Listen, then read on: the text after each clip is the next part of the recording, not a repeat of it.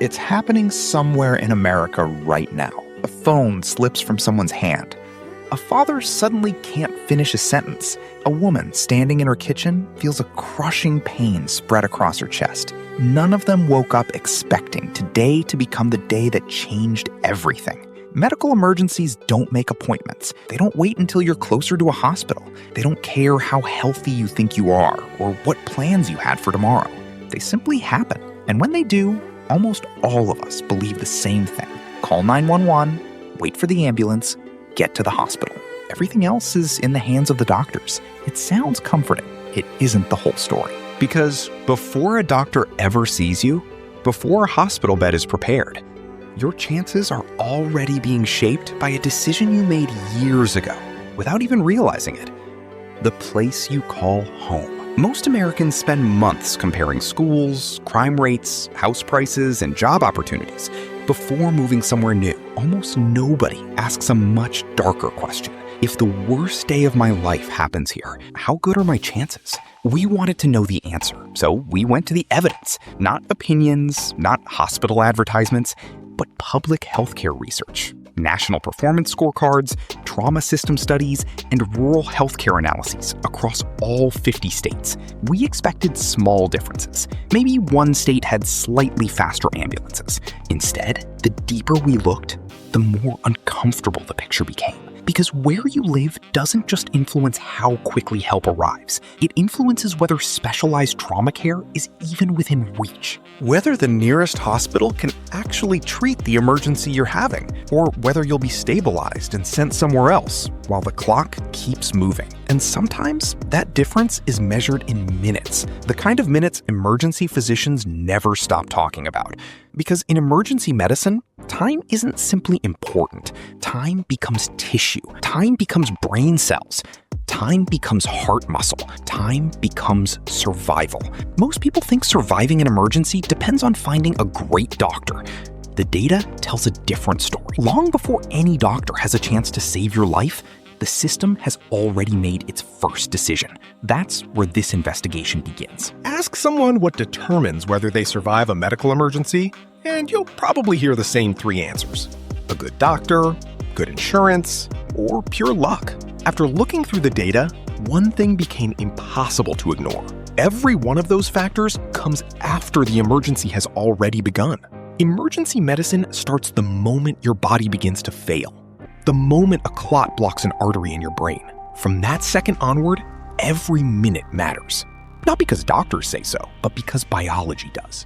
Trauma surgeons call it the golden hour, the critical period after a life-threatening injury when rapid treatment offers the greatest chance of survival. It doesn't mean every patient has exactly 60 minutes, but the principle never changes. The longer the delay, the smaller the chances become. Now imagine two people, same injury, same age, same health.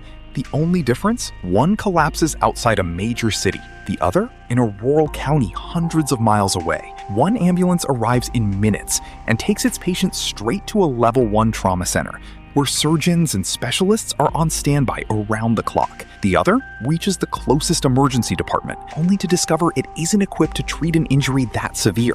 Now another ambulance has to be called, or a helicopter. The clock never stops. This isn't speculation. National research shows nearly 1 in 4 Americans cannot reach a level 1 or 2 trauma center within 60 minutes by ground ambulance. In rural America, nearly half the population lives outside that window. That doesn't mean there's no hospital nearby.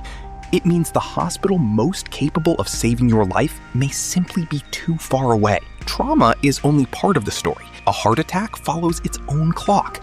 Cardiologists call it door-to-balloon time, the gap between arriving at the hospital and restoring blood flow. Every minute saved preserves heart muscle that can never be replaced. Stroke care is just as unforgiving. When blood flow to the brain stops, millions of brain cells die every minute. And the most effective treatments only work within a narrow window. Miss it, and the options that could have changed the outcome disappear forever.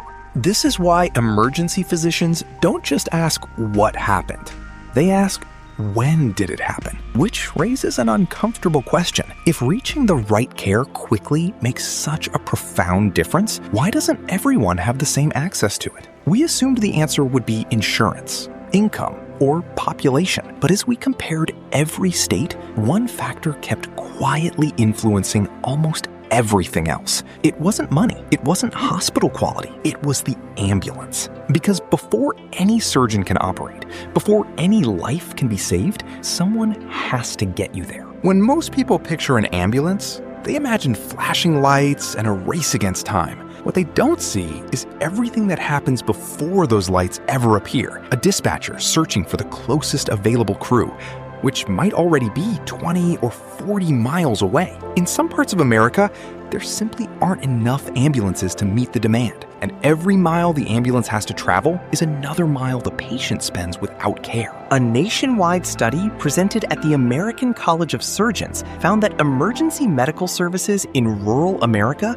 face dramatically longer response and transport times than the national average. For patients with the most severe injuries, the average time from the initial call to arriving at a hospital was nearly 1 hour and 40 minutes, considerably longer than the national figure. When those patients needed a specialized trauma center instead of the nearest hospital, the gap became even larger, almost an extra hour. Not because doctors were slower, because the right hospital was simply farther away. The study uncovered something even more concerning. Rural patients weren't just waiting longer, they were far more likely to be transported to hospitals that weren't equipped to treat the severity of their injuries. Imagine surviving the ambulance ride only to hear that this hospital can't provide the care you need. Now another transfer has to be arranged, another hour, and the injury doesn't pause while the paperwork is completed. This is why trauma systems exist. Not every hospital is built to handle every emergency, and most people don't realize that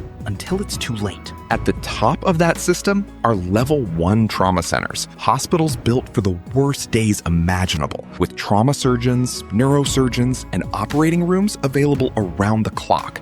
Because emergencies don't wait for business hours. Reaching one can completely change what treatment is available. But reaching one depends on something you have almost no control over once the emergency begins: where you are. In densely populated cities, advanced trauma care is often minutes away. Drive into large parts of rural America, and the map changes. Entire regions separated from specialized care by mountains, forests, or simply distance. In some states, nearly half the population lives beyond that critical 1-hour window. The map doesn't follow political boundaries.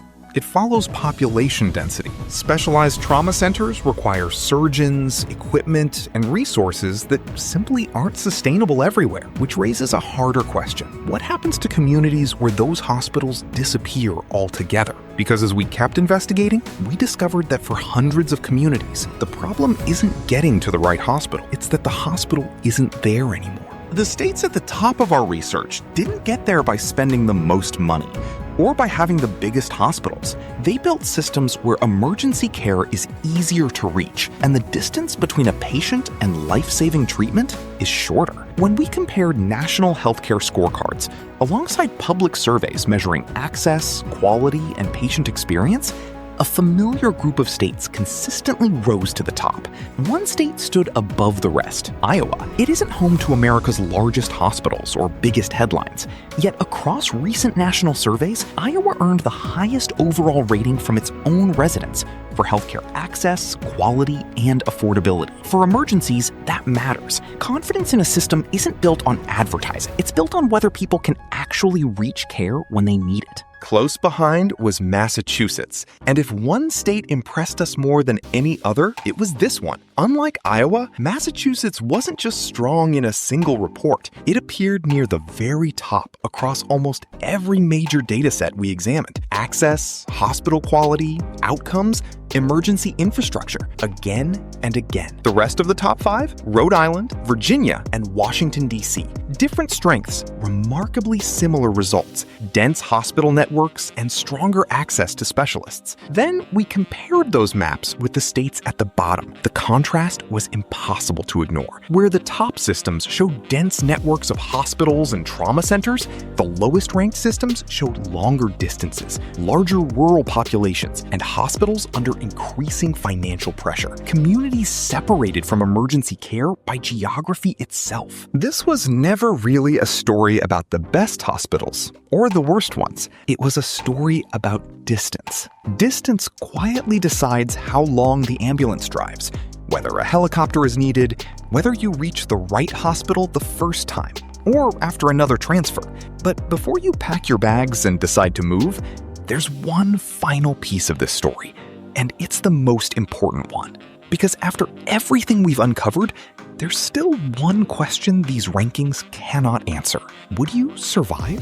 The honest answer is that no ranking can tell you. A statewide ranking measures systems, millions of emergency calls, thousands of hospitals. It doesn't measure individual lives. Two neighbors on the same street can experience completely different outcomes.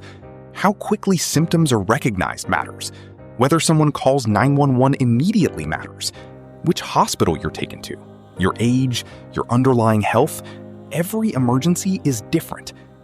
That's why the highest ranked state cannot promise survival, and the lowest ranked state cannot guarantee tragedy. Excellent hospitals exist in every part of America, and extraordinary paramedics and nurses save lives every day, regardless of where they work. This investigation was never about judging them. It was about understanding the systems surrounding them. Because systems influence odds, not destiny. Go back to where we started. A quiet Tuesday afternoon, a man collapses without warning. His family doesn't care about healthcare rankings or statistics.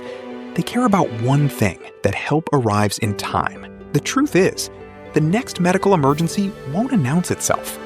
It won't wait until you're closer to a trauma center. It won't check whether your county still has a hospital. It will simply happen. And when it does, you'll think about the ambulance, the doctors, the hospital. But now you know the story began long before any of them arrived. Sometimes it begins with nothing more than the place you call home.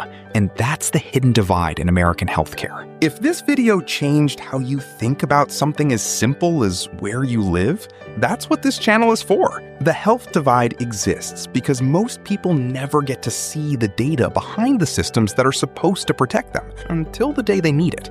Every week, we dig into one hidden gap in American healthcare and lay it out with the evidence, not opinions.